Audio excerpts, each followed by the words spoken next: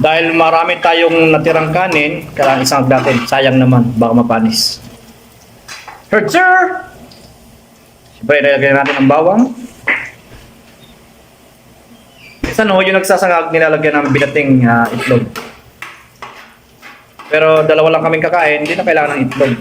Siyempre, may kami ulam. Nabili dyan sa tabi-tabi. KFC.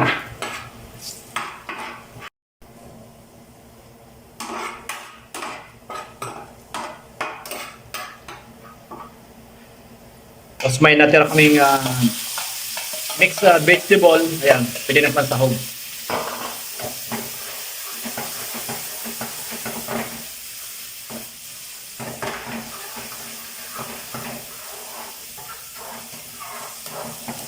Mix lang ng konti. Toss ng konti. Ayan. Tapos ilagay na yung kanin. Yung iba pag naglalagay ng kanin na pansangag, binabasa ng tubig. Para crispy daw. Pero kami, direkta na yan. Instead na asin, lagyan natin ng oyster sauce. Siyempre, huwag kayo magtaka. Iba-iba tayo ng proseso ng pagluluto. This is the way I cook. Malasa siya.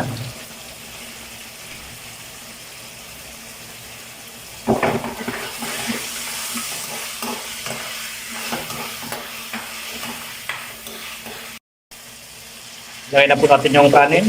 May lumipad. Kala nyo si Superman lang ang lumilipad Yung kanin din lumilipad.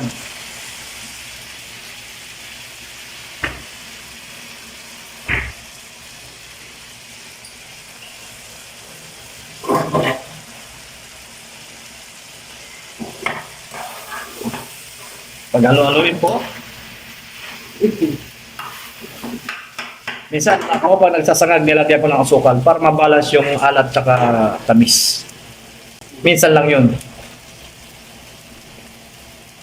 Kape, plus sinangag, plus fried chicken mula sa KFC.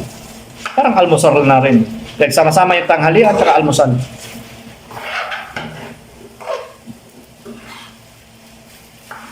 Babawas ako ng timbang, kaya medyo maaga na ako kumain ngayon. Dapat bago mag alas 4 nakakain na para alas 6 hindi na kami kakain. Ganun mo magbawas ng timbang. Tsaka pag bawas ng timbang, dapat ko kunti lang kainin. Siguro mga 3 cup ng rice. Mamaya luto na yan. Ay, kakain na. Ang sandok na ako ng pagkain ko. Luto na ang ating sinangag. Kain na. Ayan, kumain na tayo. May tinapay pa pala to.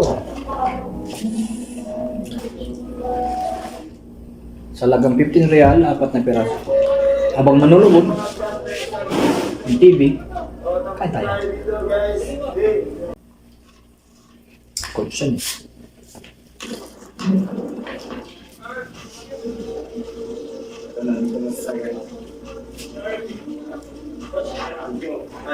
Nandito na.